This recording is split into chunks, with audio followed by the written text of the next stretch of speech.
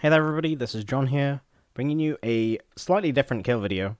Um, so we just killed Queen Azshara, which is great. Um, and I'm going to include a normal kill video on my channel, which is literally just the comms, the music, and me playing.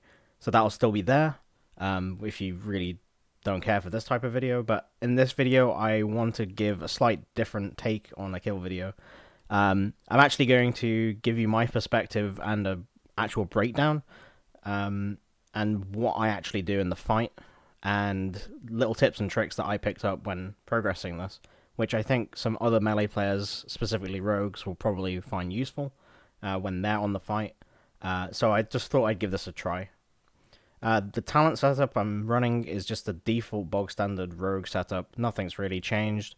The only potential change would be using Prayer of the Week, which will give you if you're doing the stun, but I doubt you will be doing the stun. It most likely will be either a paladin or binding shot from a hunter.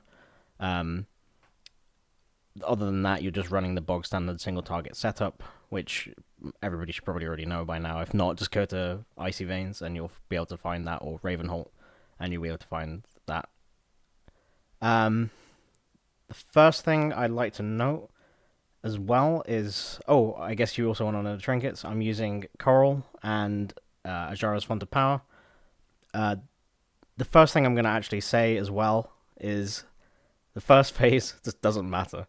The only, in terms of damage, the only thing you want to be doing is you want to be looking out for the mechanics that are affecting you. So I'm going to go ahead and actually start this video now.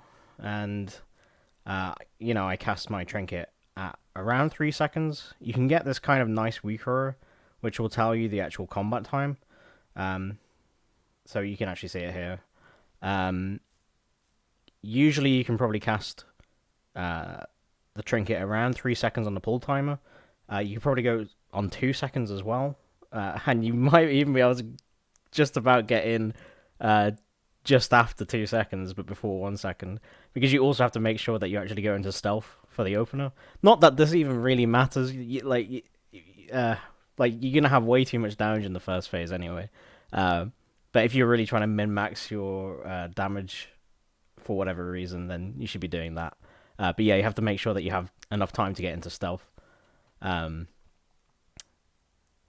The other thing to note as well, actually, is I'm using this weaker on the left here, and this is essentially a replica of this UI element on the right, except for it actually give you the numbers of the actual stacks inside each ward, which is a lot more beneficial to actually know. It gives you exact information, and it's something that I keep track of throughout the fight.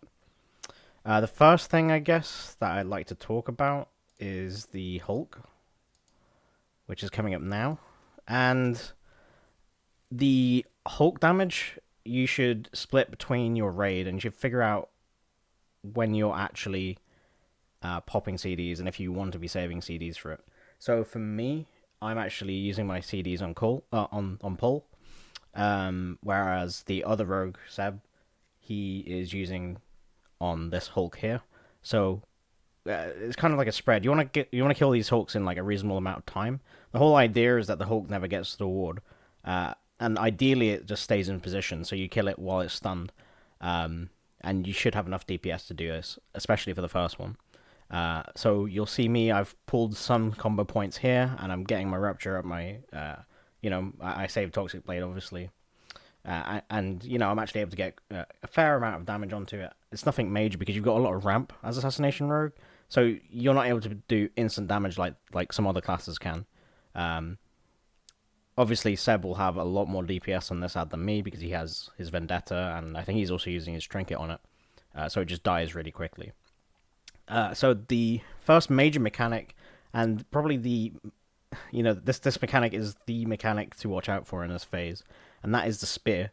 You can actually see the spear actually starting right about now. And the thing that is going to be a common outlook to have on this phase as a melee player is you want to make sure that you're always positioned in a way such that you can essentially very quickly get into a position where you're not going to be hitting one of the pillars or one of the pieces of environment. So that would be the pillar on the left here, or the pillar on the right here, or the console. Any of those, if it hits into one of them, you're going to deal a lot of raid-wide damage, and obviously that's not a good thing to have and do. So you'll see me position. You can see me position around here, and this means that it gives me the avenue to go left, or I could even, which is the safest option, by the way, because you have the most distance between, and you have a lot of leeway between actually the two pillars.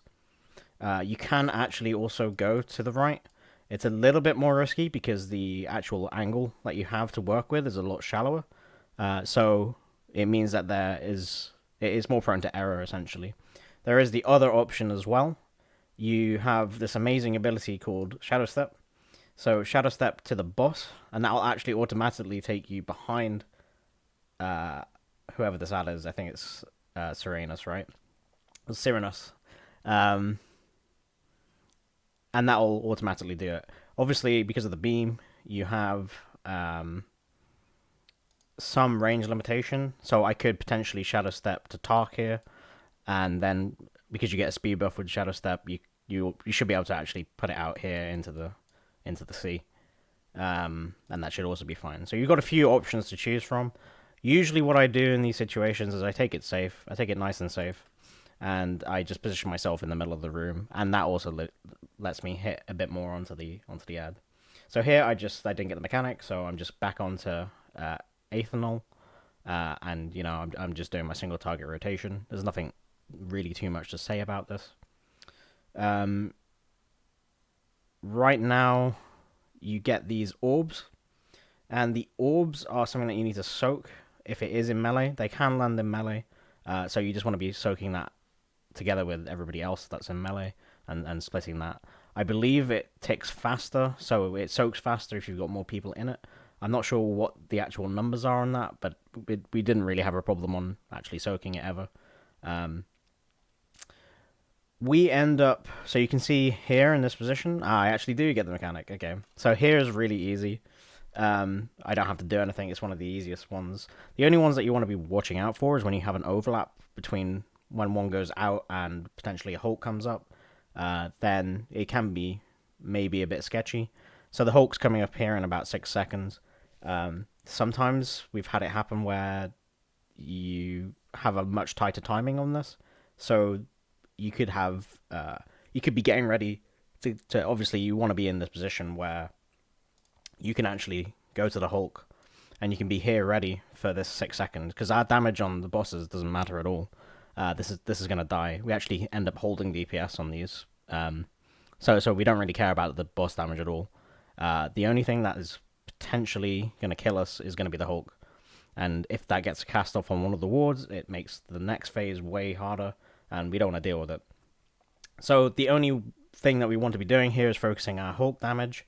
And the problem is, if we're getting there and the spear is just about to cast, there is a chance that it could go on you, and you need to make sure that you're ready for that.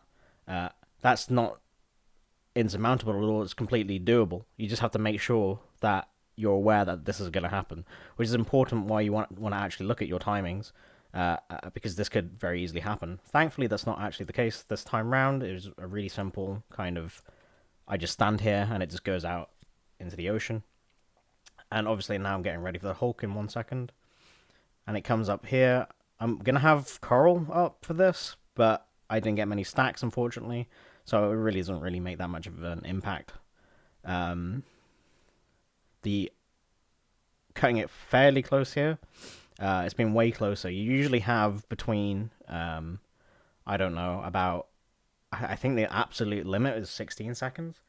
But on better pulls, you can do it in about 10 to 11 seconds, which is what you want to be aiming for, obviously. So here you can actually see, so the raid leader now is going to be calling to stop DPS. These are really low. What we're waiting for are these arcane orbs coming out, and essentially we just want to soak as much of the orbs as possible. Then we let the range finish these off. So that's why I'm nowhere near I'm just my primary focus right now. Oh, that's it. You can see me get a charge spear, so I just simply pop sprint and run out. My main focus during that phase was to actually soak these orbs. I don't really care about boss damage again. I want to make sure that we're soaking them because we're going to be stacking up on blue now. And if we have these orbs at a high amount of energy, if they're really large, then they do more damage, which isn't good. And people generally you want to stay at higher health, right? So yeah, my primary aim there, even as melee, is I'm not focused on the two bosses. I'm just focused on soaking the orbs here. So here's the first intermission phase. We're all stacking on blue, and we have this really nice weaker that's on Wago, and it basically does this phase for you. You get used to this, and there's a lot of different things that you can get. So I get alone and run. Alone and run basically means I just go anywhere in this room and just make sure I'm running. But you can get various other ones. So you can get yellow, which means that you have the group and run. You can get red or green, which are solo soaks. You can get orange, which is group and soak. You can get forward and AFK, which is the best one, which literally means you go to the edge of your circle zone. You probably see some here.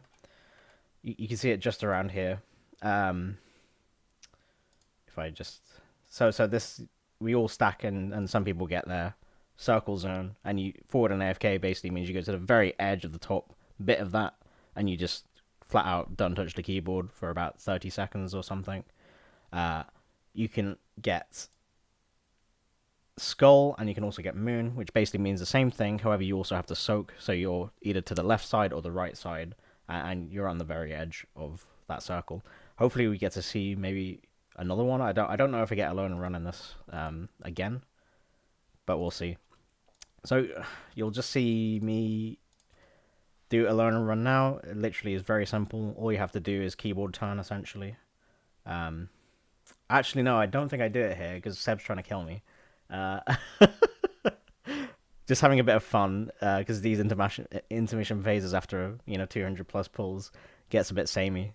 But yeah, you can just in that phase you can simply just keyboard turn in place, and that does two things. It minimizes the kind of risk that you have of hitting anybody else, and it makes other people look at you and they know exactly where you're going to be because you're doing a very consistent thing. You're just keyboard turning, so that means that they can plan out their thing as well, or they could just keyboard turn. There's not really that much to say about that. It is what it is. Hopefully in the next intermission I can show you another one. So here I'm just popping font. We're actually popping all our cooldowns here. This is the first actual major DPS check that we have, which got nerfed, and it got made a lot easier. Essentially the trick is here, we want to be hitting Azshara, and we want to get to below 70% before the next ad comes. I can't remember what it's called. I think it's the Indomitable ad here, which is on my timer. I think it's this one here, which is in 1 minute 38. And our aim is to try and get Queen Azshara to below 70%, which means that ad doesn't spawn. That ad is basically impossible to kill. It has way too much health, and it's a wipe, essentially, if that ad is there. So the aim is to get it before that, to get its phase. So we're popping all our cooldowns here. I'm popping Vendetta, Toxic Blade, using my Coral. The only thing we don't do is we don't second pot. We save second pot for timing. Either it will go straight into the boss in last phase, or it will go into something that you're struggling on, maybe. So potentially some of our pulls we use it on an ad, and we kind of vary it depending on how the pull is going. So yeah, everything except for second pot is going into this. Another thing I'd like to note as well is this weak aura here. So that lets me tell how many stacks of the arcane vulnerability I have. We generally don't want to let this get too high. In the second phase, this doesn't matter really that much. It's really in the fourth phase where it actually super matters that you actually take care of. So I'm constantly looking in this zone, And the way that you actually handle this mechanic is to look at the weak aura to see how many stacks you have. But I also have another weak aura down here, which is the arcane vulnerability. It's kind of like a timer.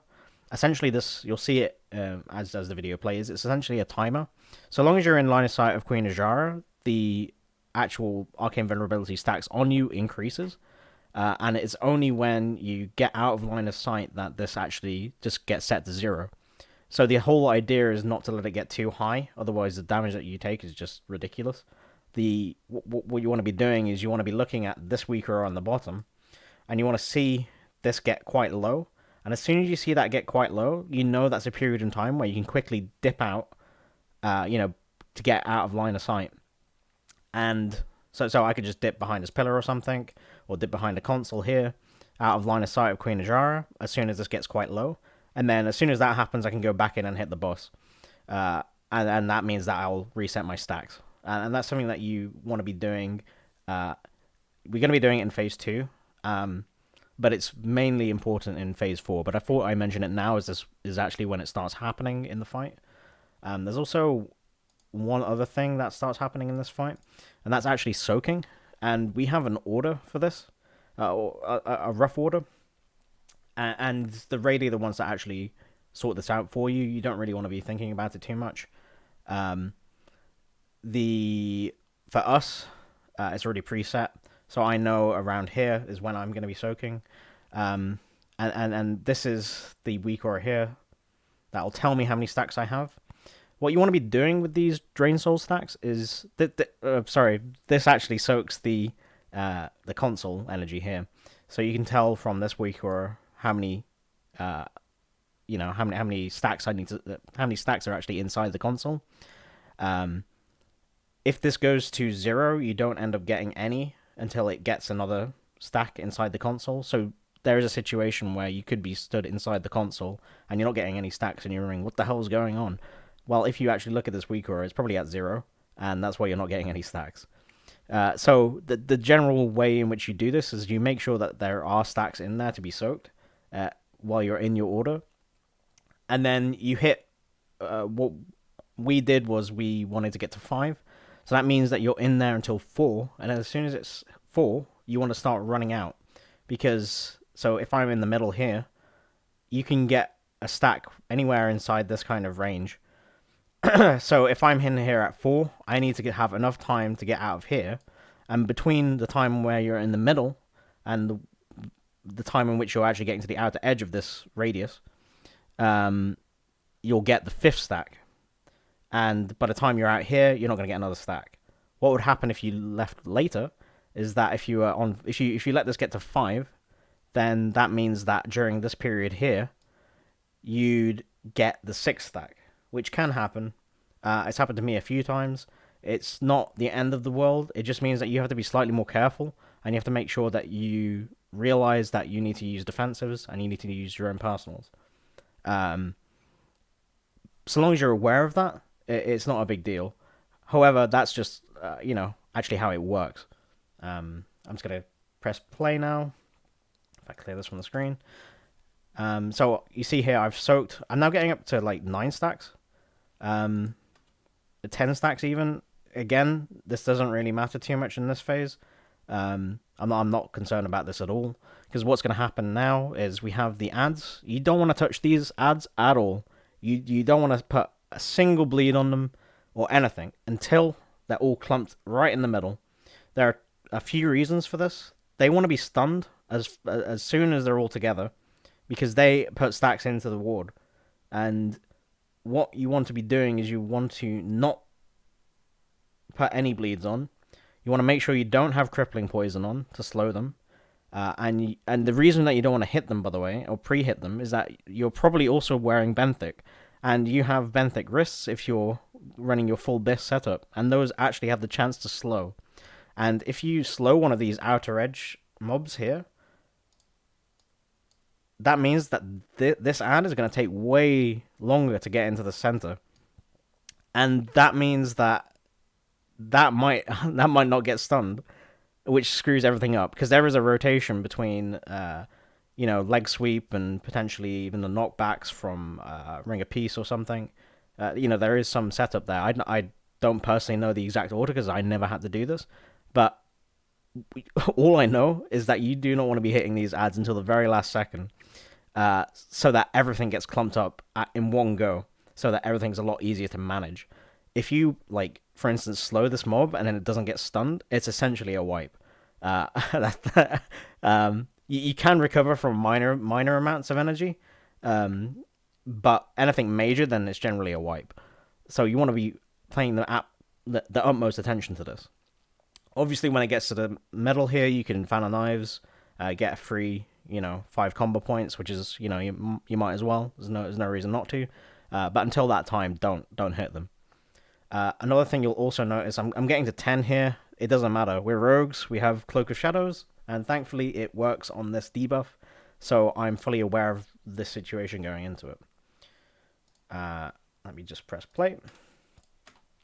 So here they're stunned. Everything's good. I'm getting into position here.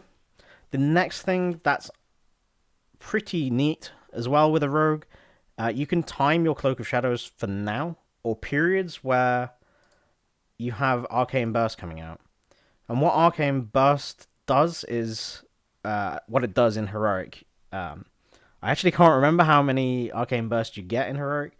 However, in Mythic, you get you'll have 3 in the first one, and potentially more depending on if you screw up or not. Essentially, what happens is 3 people will get the debuff, and then we want to be running behind here in this location. What happens then is you have the 3 warlocks that are assigned to actually dispel you, and then you're free to either come back through here, which is probably the better method because that way healers are in line of sight of you, or you just carry straight on here if you're really not worried at all. When you get randomly assigned to do this, and there's a weak aura that also assigns you. But for the first one, us rogues really don't care about it. The reason is I've timed my Cloak of Shadows here, so that I've dropped my Arcane Vulnerability stacks, and I've also lined it up with the Arcane Burst about to come up. If you pop Cloak of Shadows here, before the Arcane Burst comes, you can negate the actual effect of the Arcane Burst, so you don't actually have to do the dispel at all. It just completely doesn't go on you. Which means that you can end up, in our situation, because myself and Seb cloak at this point, it means that there might only have to be 1 dispel. And from our experience, there's been issues with dispels in the past, due to some weird line of sight stuff with the imps. And so, every little helps with this kind of thing. There's no reason not to use your cloak here, so you might as well, because there is a nice, 1 in 20, or potentially, 1/10 of the time, it's going to potentially hit one of us. So, you might as well, because it's a nice little added extra. So yeah, I'd recommend cloaking at this position. These happen, I think you'll only be able to do this once, but it's nice nonetheless. It's going to continue here. So I don't get it. Unfortunately, we still get 3 come out here. You can see them go behind here, and they're getting dispelled. It's being called. However, there is a weak aura which also, tells everybody. So the main focus here, guys, isn't really, we want to push the boss, but we know we have the raid damage. You just want to keep up your single target rotation. The only thing I would think about here is you've got another Arcane Burst coming up, and you want to be looking at your Arcane stacks here again. You want to make sure you're going into that with, not too many. If you have way too many, then you could potentially proc your Cheat Death, which isn't great. I mean, it's workaroundable, but the safer alternative is to, like I said before, you just look at this weak aura here, you see when it's getting low, and then I just dip out into this kind of location here. I can't draw an arrow, but I dip out into this kind of location here, and then that will reset my stacks. And then that means that if I do get the Arcane Burst, then I'm not going to be, hit like a truck. Hit by a truck, I don't know if I do this here. I might have just risked it, which is probably not the best thing to do. But yeah, we're just hitting the boss at this point, trying to get it down. I don't think I do reset. Oh no, I completely mistimed this. I forgot. Yes, so you got this arcane detonation here. This arcane vulnerability stacks, they don't matter in this point because we're all going to be resetting anyway. So there's no reason to dip out here unless you really have to for some reason. You shouldn't be taking that much damage anyway. So yeah, we're just going to dip out into here. This weaker will go down, and this means that this will now reset. So I'm on 0 stacks again, which is great. And now you've got the arcane burst coming out. I do. So there you go. I dip out for a second, and then I'm back in 0 stacks just in case I get the arcane burst. I don't, so it didn't really affect me at all. And this is where we're going into the next intermission. So yeah, during that entire time, we're just keeping up single target rotation. This is where we're going to try and get into blue now. And we're approaching the hardest phase of this boss. Phase 3 is by far the hardest. Let's see what I get, actually, before I talk about phase. So I get Group and Soak. Group and Soak is quite nice. So I got it also with Seb, which is great. Why this is good is because it means that all we need to do here is soak this orb. And as soon as we soak, so I said on the Discord, we're going to move to the boss. And we follow one another. And it means you can start hitting the boss again before, it's really nice. It means a range wouldn't get downtime from doing that.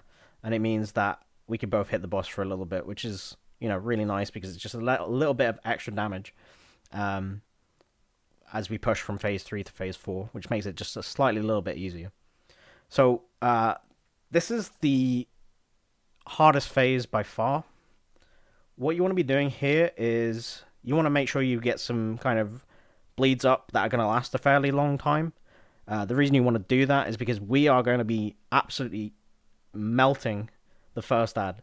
We want to hit that ad ridiculously hard. So I want as much energy uptime as possible. So I've got my bleeds on this. I'm going to refresh max in order to get venomous wounds from the boss. And I'm also going to be you'll see in a second here. So I should get a max rupture off here, hopefully. I do. There we go. And now I'm going to trinket behind the console. The reason I'm coming behind the console is because I don't want to be in line of sight of the boss, because I don't want to be taking any arcane vulnerability stacks. For no reason. There's absolutely no reason for me taking those stacks, because I'm actually just stood AFK channeling this trinket. So while that's happening, I'm now doing this also with low energy for a little bit more efficiency as well, because during that time you're doing nothing anyway. If you went into this with high energy, then you're going to be wasting the energy regen. So yeah, you want to make sure that you do that. So now we're going to absolutely melt this, and also... Sorry, there's quite a lot going on actually at this point in the fight. You'll also see our stacks are dropping off. So we need to be soaking this ward while we're nuking this Venom Tongue boss here. So you'll see that basically whenever this drops, you want to be soaking almost immediately after they drop. Which should work out most of the time. However, there are periods of time, which I'll discuss in a sec, where that might not be the case. However, we'll get to that when we come to it. So yeah, we're just going to absolutely just smash everything into this. Vendetta, full channel trinket. Usually on the damage breakdown, me, Seb, and Dylan, the Fire Mage, we're in the top 3. And you want to be getting this down very, very fast, because we're going to be, from this point on, we're going to be moving to the next boss. The next ad. And this is dependent on the beam. So we know that the beam is here, obviously. And our entire raid is positioned over here. And what we're going to be all doing, after Venom Tongue gets low, we're all going to be moving over here, because that's where the next ad that we're going to kill is. Because crossing this beam is just impossible, right? We want to make sure that we're in this position here. And our target kind of switches slightly in that... you also need to make sure that in this situation, I am on an interrupt rotation. I'm in the 5th group, which means that you also have to think about when you're going to be interrupting. And I'll show that in a second here as we move on to the next ad. So Venom Tongue's killing here. And now we've got the Myrmidon here and Vena Seastorm. This is the 5th interrupt here. However, it's not going to go through So this would have been mine. However, it won't go through because it's still got the shield on, and the spear's got quite a long time on the cast. So what I do anyway, I always do this to be safe. There have been situations where there's a split second of the cast and it goes through, and you can interrupt. So here it doesn't matter. Generally, when the spear goes through into the shield, you want to be line of sighting that because then you take no damage from the shield blast. In this situation, it doesn't matter. I can afford to be here, and whenever it is your interrupt, you have to be in this position ready to interrupt, regardless of you line of sighting or not. So here it really doesn't matter because we have barrier. I'm in position to interrupt in the off chance I can interrupt. However, 95 to 99% of the time, this is just going to go through, and then it rolls to the first interrupt. So at this point, I have, again, it's a similar position. I have bleeds on Myrmidon. That needs to be killed in a timely manner. However, our main focus is Sea Storm. So I'm popping my Coral, and I'm popping potentially second pop, depending on the raid leader call. And at this point, I really can't afford to go on the boss here or do anything. I'm fully focused on the Sea Storm. What you can end up doing is killing the Sea Storm before it gets the next cast off. So before it gets the next shield off, sorry. Which is nice. It gives you a lot of time to get to the other side because there's still one more ad that we need to kill. I don't know if we get this here. We'll see. Yes, we do. So this gives us a load of time. This means that the entire raid needs to focus down this Myrmidon. We don't want this Myrmidon on the other side. We want to make sure that we kill this off here. Then we take the portal, go to the other side. Otherwise, this spear would have been potentially in a really bad position. Great, so we're moving on to the other side now. And our focus is primarily on the Myrmidon at this point. Killing Serena, or whatever her name is, doesn't really matter that much. It means that we want to split our damage between this ad here. The Myrmidon, again, is the primary focus. We want to be killing this off as fast as possible. But we can afford to put some bleeds on the boss at this point. And also, the primary thing, and the thing that can wipe the entire raid if you fuck it up, is the interrupt. So, regardless of your damage, you want to be focused on making sure, yes, I am ready to interrupt when it's your turn. The exception to that is whenever you get whenever you're trying to line of sight, if you get one of the arcane bursts. If that happens, you have to call out that you cannot take your interrupt. And that is usually when you have the person that's on the backup for your group takes the interrupt. At this point here, I know it's my interrupt.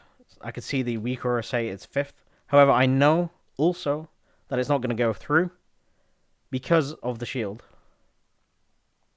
So it goes back to 1. So I'm completely fine with this. This actually is kind of awkward because this is not the point of view that you'd like. My actual computer lagged out at that point, so I'm trying to fix it. So here you see the Arcane Detonation come out with line of sighting. I see it's group 4. You know, we're still good. We're just chilling at this point, just making sure that you're hitting your interrupts. At this point, I don't really care about my damage. The thing that you want to be looking out for is the boss health and Serena's health and the Myrmidon health. What we want to be doing is kind of making sure that we're getting Azshara down to almost 50%, and we're killing Serena and the Myrmidon off around the same time, so you get a really nice transition into the last phase. That's all we really care about. So again, the damage doesn't really matter too much. You just want to make sure that, you know, we're killing off everything in a really nice, timely fashion. So the next thing, again, that's happening is the stacks are dropping off. And like I said earlier, as soon as they drop off, you need to be ready to start soaking again. So I'm just reapplying my dots and I'm going into soak almost immediately. It's the most important thing. And you can see I'm also getting very high stacks on Arcane Vulnerability, sorry, I dropped them. And I'm also seeing that it's 4th, going to 5th, and I need to be ready to interrupt straight when the spear finishes. And this is a point where most other people, you can see the rest of the raid, are actually positioned around this location here, because they can line of sight that. However, I'm in group 5, and I cannot line of sight that and take reduced damage, because I have to be ready to interrupt as fast as physically possible. So here we go, there's the interrupt, sorted. I took a lot of damage there, however, you know, I had to do that. So now we're kind of just chilling, we're getting ready for the burn. Like, Serena is getting quite low, Azshara is getting quite low as well, to 50%. I make a call here, we're getting quite low, and it's my interrupt's just about to come off, and Azshara's about to get pushed. When this happened in this pool, I called on Discord for the person who's on backup, if he can interrupt, because he's ranged. What I do here, so I say that I'm not going to be there for the interrupt. So that's where you trust your guildmate slightly, and you just say, look, if this interrupt is about to go through, make sure you take it, please. And what I'm doing here is we all getting ready to reset our arcane vulnerability stacks. And this is the time where you've saved everything. So I have my arcane, the font of power coming up now. You can see both myself and Seb are doing this. And this is where we absolutely full nuke this boss, using absolutely everything. Second pots, full cooldowns, and we're just trying to melt this boss as fast as physically possible. The main things in this phase, so the hard bit's actually over at this point. The main bit in this phase is to actually look for your arcane vulnerability stacks and making sure that you soak. Those are the two things that you need to pay attention to. The other mechanics are actually quite simple, and we can explain them when they actually start happening. So most people are now in a position to bait. This should not affect melee at all, and they're baiting the nether portal. You can see at 2.4 seconds here. They're baiting the nether portal cast here, and we're just, hitting the boss. We're letting our arcane vulnerability stacks go quite high as well, but again, we're rogues. We don't really mind this, because we have Cloak of Shadows. What ends up happening now, you can see all the range took the portal, and we're all ending up by the console. And at this point, raid leader is calling for the console to go, so that's when we pop our cloak to drop all of our stacks.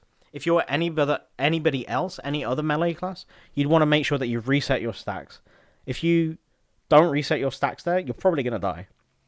It's as simple as that. So here, again, we're just melting the boss as much as possible. We don't have to soak just yet. We're in a really good position.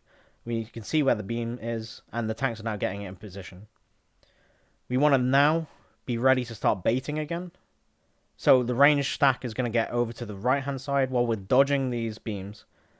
And the beams are really easy to dodge. And if you're on... This is something that we found out as well. If you're on low graphics, the actual beams themselves look a lot thinner than they actually are. What ended up happening was... I made sure that I turned my graphics up to the as much as possible, which gave me a better visualization for them. Obviously, most people, hopefully you'll be able to do that.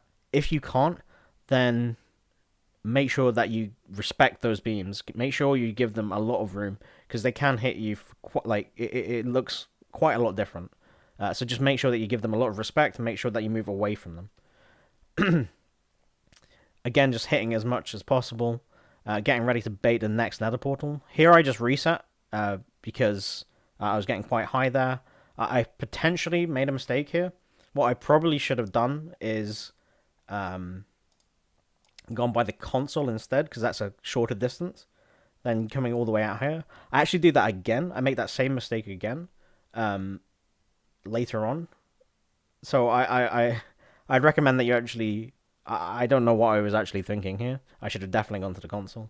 However, it is what it is. So the nether portal's about to come up. Ranger in position to bait. And then we go straight back to the console afterwards. And we drop our stacks. And then we then use the console. Here we go. We're dropping our stacks. Entire raid is here.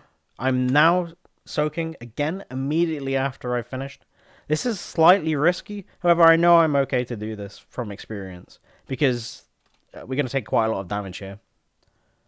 There we go. So the console's now getting hit, but I'm fine. I'm perfectly fine here. I know I have health pot. I know I have health stone. I have crimson vial. I have I can survive this and soak at the same time with no issues whatsoever, as well as the fact I'm on low arcane vulnerability stacks. So one mistake I actually made here, sorry I keep pausing, one mistake I made here was letting my coral stacks get way too high, and I didn't get full use of them, which meant I could have probably done more damage. However, it doesn't matter. We had the raid DPS, it was just all about execution. Here's the final point in the fight. Again, I make this mistake. I come here for some reason. I don't know why I'm doing this to myself. I'm just losing damage here for very little reason. So I come over here, and I've dropped my stacks. And then this is actually painful to watch because it took me so long to get back to the boss. At this point, I'm channeling my trinket, and we're going for the last burst. This is the last thing that you need to do. You're just absolutely training the boss now, and you can see that, I'm not making use of these coral stacks that much. I should have really used it by now. But the problem is I forgot completely about the overlap of the font trinket for a second. And the boss is just melt. And there we go. That is Azshara from a melee perspective. Hopefully that's helped some of you. And I'm not sure how long this video is. But that's my thought process. Those are a few tips. I hope you enjoyed it. And if you want to watch the actual just kill video, then I'll be posting that later. I'll probably maybe do some editing on it to make it a bit nicer. Maybe do a few POVs or something like I did in Gul'dan many, many years ago. But that's it from me. Thank you, everybody, and have a good one.